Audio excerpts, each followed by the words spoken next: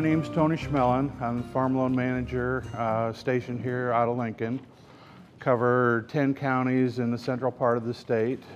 We have a presence in the FSA offices across the entire state. The programs that we have are nationwide. The same rules and regulations apply no matter where you're at, no matter what the crop is. I'm just going to give a quick overview of our loan programs. We're talking about risk management today. Rich has mentioned some, not a lack of interest on the lender's standpoint, but some concerns, I guess, when it comes to organic. And not only organic, but any crop that's different. We're currently working with some produce farmers, and they may or may not be organic. I think from the bank standpoint, it's something new, something different, not quite gotten used to yet. If Rich can convince all of his counterparts that organic farming is a lot more profitable than conventional, I'm sure we're going to have a lot more interest from the lending community in it. In your booklet, have this farm loans informational chart, and I'll kind of go through it, but in the interest of keeping everyone alert after lunch, I'm going to skip around a little bit. We've got some general requirements for all of our loan programs. One is that you have to be unable to get credit commercially. If you can work with the bank and they're willing to help with whatever that you need, since we're a federal agency, we're not going to take that business away from them. We're not going to compete with the banks, so we're going to ask that you work with the bank. If you don't meet their equity requirements, in a lot of cases for our programs don't have the down payment that they may require, whatever the reason is, if the bank's not fully interested in it, we can take a look at it and see what we can do to help out. All of our programs, you have to be the operator of the farm. We talked about maybe multiple entities out there. The loan that we make has to be utilized by the person, the entity that we make it to. We can't make you a loan as an individual and then use that money to finance a corporation. If you do have multiple entities, we may be looking at multiple loans for each of those enterprises. With our loans, as with any bank, we have to have adequate collateral. Our situation's a little bit different where we can provide 100% financing, where the banks are going to want some sort of a down payment. We also look very closely at the cash flow. We're going to look at a cash flow projection. We want to make sure that you can not only meet our loan payment, but we're going to take a global look at your cash flow, make sure that all income sources can meet any and all of your obligations. We look at a projected cash flow, and we like to see some track history behind that. We'd like to see what you're actually able to produce, actual income levels, actual profitability of the operation. Kind of use those as a benchmark then for that projection. The programs themselves, at the bottom, I'm going to start with the land contract guarantee. If you are purchasing real estate on a contract for deed, we can help that seller by providing them with a guarantee. I don't know, Jeff, if the program's been utilized heavily in the state, but it is an option if you're looking at financing that route. In the middle of the sheet, it talks about emergency loans. If we have a drought, a flood, a natural disaster of any kind, we can help finance those losses, get the operation back on its feet again and moving forward. With our loan programs, we split them into basically two categories, direct loans and guaranteed loans. Direct loans are made by the government. We hold the collateral, we collect the payments. The guaranteed loans are made by your local lender, and then the FSA can provide up to a 90% guarantee to help shore up that loan. And I guess the way I look at those guarantees is basically the government's a co-signer for you on that loan. The bank makes the loan, they hold the collateral, they collect the payments, and if there's ever a loss on that loan, then the government comes in and pays them 90% of what that loss might be. After we split the loans direct and guaranteed, we basically split them into real estate and non-real estate loans. We can help purchase real estate with our direct loans, but we cannot refinance any debt with those direct real estate loans. On the guarantee side, we can use that real estate money to refinance debts if that's needed. Back to the chart, towards the bottom, the guaranteed conservation loan is a little bit different program. It doesn't have to meet the same requirements as our regular loan programs as far as the test for other credit. This program is designed to help the banks finance any conservation projects that you might have, something that's approved by NRCS. We can provide a guarantee to the bank. And again, Rich, if I'm not mistaken, most banks don't get that involved with conservation type loans. Again, it's something different, out of the ordinary. It's not where we're putting money out for a crop and going to expect the income back from it. You do a conservation practice, hopefully it's going to improve the bottom line, but there's other reasons that you do those type of practices. Under the guaranteed loans, we have our farm ownership loans. Any of our guaranteed programs, we have a limit of $1,399,000. Seems like an odd figure, but that's an indexed figure. When they first established that limit, the decision was made then to increase, I guess, or maybe decrease that number each year based on the farmer's actual cost index. So that number can go up or down. The farm ownership loans we can use to purchase ground or refinance any debt with real estate for collateral. Again, we can finance up to 100%, where the banks normally may want a 20, 30, 35% cash down payment. The government guarantee then can be used perhaps as a substitute then for the bank's requirements and help them finance you through our guarantee. Guaranteed operating, we split it into two types of loans. We have the annual operating expenses or a line of credit, and then loans that are secured by machinery or livestock. Rich mentioned possibly the need to refinance some debt due to carryover the last couple of years. One of the advantages to the guarantee program, if we refinance debt using machinery as collateral, we can look at a 7-year term. Typically the banks only go a 5-year term, so from a cash flow standpoint, we can spread those payments out just a little bit further.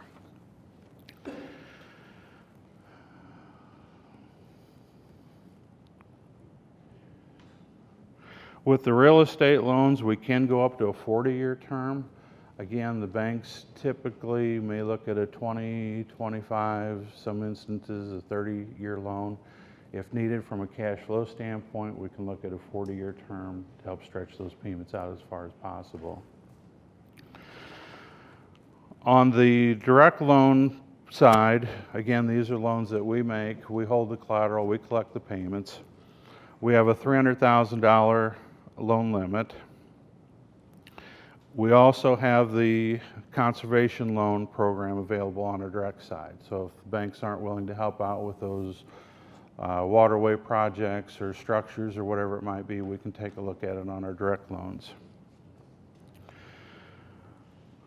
On our real estate loans, those are used for purchases only, farm ground, farmsteads, whatever it might be. Again, we can look at a 40-year term on those notes. We have what we call a participation loan, where if the lender finances half of the financing that's needed, we can finance the other half at a rate of 2.5%. And then our most popular program, I guess, for beginning farmers. And our definition of a beginning farmer is someone that's farmed for less than 10 years, but we would like to see that track record. We'd typically like to see 3 years of income and expense records, production records, look at that track record, see what the profitability level's been, see what we can project for the future, I guess, based off of those trends. The beginning farmer down payment program requires a 5% cash down payment. Then we can loan the next 45% at 1.5% interest on a 20-year term. And then that leaves the bank with half of the financing on a first mortgage. We do ask the bank to amortize that over 30 years, and it's whatever rate you can negotiate with the bank. Recently, long-term rates have edged up just a little bit, but with our down payment program, 45% of it at 1.5%, and then the bank's rates been in the 4 to 5% range. So you're getting a blended rate of around 3%, which, as Rich mentioned, some of those investments like to see a 3% return. If you're paying a 3% interest rate, that helps on the repayment of that loan then. We've got a couple of new programs now. We've got what we call microloans. They're available for financing up to $50,000.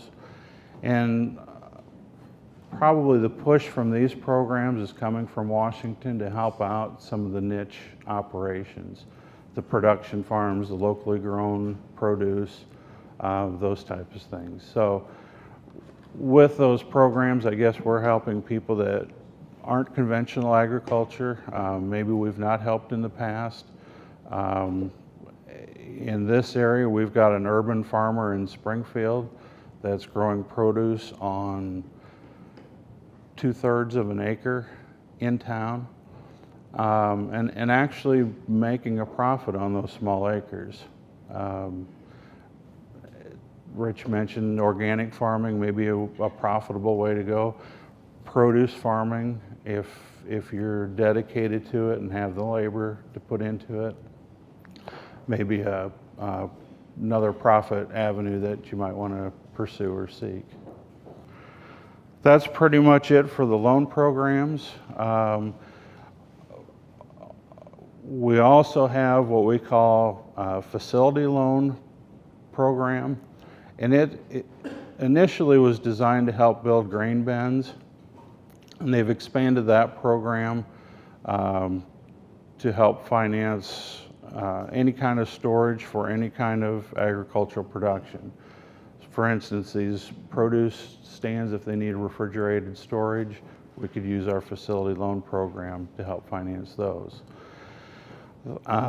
The farm storage facility loan program doesn't have the credit elsewhere requirement. It's a little bit different than our regular loan programs. Right now, with, for instance, a grain bin, we can look at a 7-year term, and the interest rate's around 2% right now. That interest rate can change monthly, but like all of our loan programs, once we approve the loan, that rate's locked in for the term of the loan. With organic farming, that may be something to look at if you need multiple grain bins to segregate those crops. This may be a way to help finance those. Those are the basics of our loan programs. I think Mallory mentioned in February you're having a little more detailed program on the loans. So if there aren't any questions, I'm going to turn it over to John and Miranda and explain some of the other FSA programs that are available. Yes? What was the amount of that facility loan? The facility loans are basically unlimited. You can borrow up to $500,000 per loan, and you can have any number of loans that you want. If the loan is under $100,000, we take a lien on the bin itself. Any loans over $100,000, we have to have real estate for collateral. And then that's cumulative too. If you have 3 loans and they total over $100,000, we're going to start taking real estate for collateral. Yeah, on the facility loan, like cold storage and stuff like that, are those, what is the security on those just like radio? If it's under $100,000, just the equipment itself, yes. And my second question is if it's located on, they say leased land, does that really affect the thing? No, you need to have some tenure arrangements on that ground. You know, we don't want to make a 7-year loan and in 2 years you're off of it. If you've got a long-term lease arrangement with that landlord, you know, we're going to take a look at that. The other part of it, if it's over $100,000 and we require a lien on the real estate, it doesn't have to be the real estate that it sets on. It can be an 80 down the road or whatever it might be. I'm Miranda Belcher, and I work for the Farm Service Agency in Lincoln. I'm currently a county operations trainee, and so I'm under John Peters, who is the director there. So in the handouts, we had 2 USDA pamphlets that give you a little bit of information on organic practices and organic production and handling standards. It sounds like a lot of you are already in the transition, are fully certified, so you probably know quite a bit of it, but there's some websites on there that you can look further into detail with that.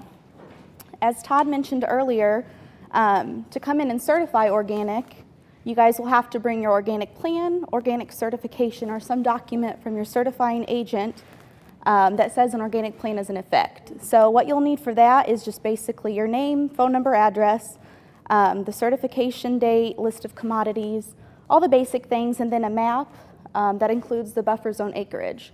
So we talked earlier about CRP. If you come into your local FSA office, it's kind of on a case-to-case basis, but you guys can sign up for a 10-year program or 15-year program, depending on the practice, and that'll create the buffer zones, field borders, and windbreaks to help with that. So, and then along with the certification, I know we've mentioned wheat, barley, and rye. So the deadline for that is December 15th. A lot of people aren't familiar with that because we haven't always had that in the past, but a week from today is the last day to certify any cover crops, grazing, or forage. And then, as Rick said earlier, he projected about 10% of farmers in the next few years will be out due to retirement, financial hardships, and operator changes. So with your guys' ARC PLC enrollments that you do yearly, the 2017 sign-up started November 1st and goes through August 1st, I'm sorry. So any changes with that, you're going to want to come into the office and make sure that you've got the shares correct, and if anything happened on that year from the lease, we'll get that updated so that your payments when they go out in October will be accurate. So other than that, I don't have anything else. I have a question. You mentioned CRP for windbreaks. Could you tell me a little bit more about that? Yeah, we have certain practices. Is it CP16, one of them? And you can enroll that depending on, it's a case-by-case basis, but depending on your acreage and what you guys are wanting for your production, you can enroll those.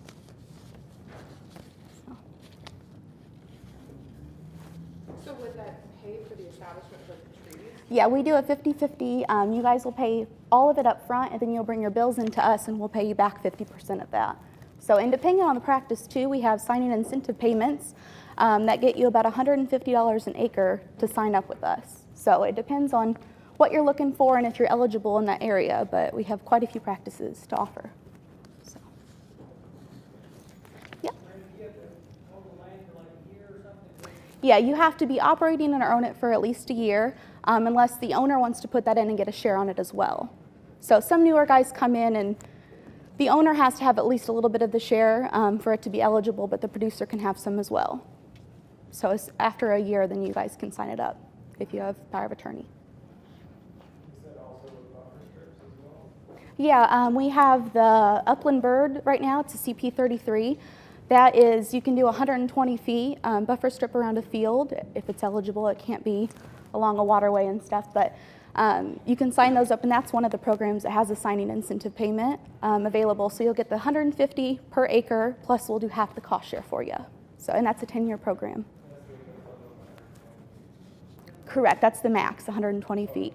Yep, You can, yes. I think it's 30 to 120 feet. Yep. Yes. When do those rates get set? They change every year? It basically is, Sign up, you got a rate. correct, you're gonna be locked in. It's based off of the soil in that area. So we have it's Terra is our program, and it goes in and it gets all the soil and it comes up with the average. In Logan County, for example, it's about $225 per acre to sign up. That's what we'll pay you for your 10-year contract. But is there a new rate every year? Unless soil changes, unless the prices on soil change. But typically, I think in the past few years, it's been the same. It's been about $225 to $250 per acre. Okay, well, thank you. All right.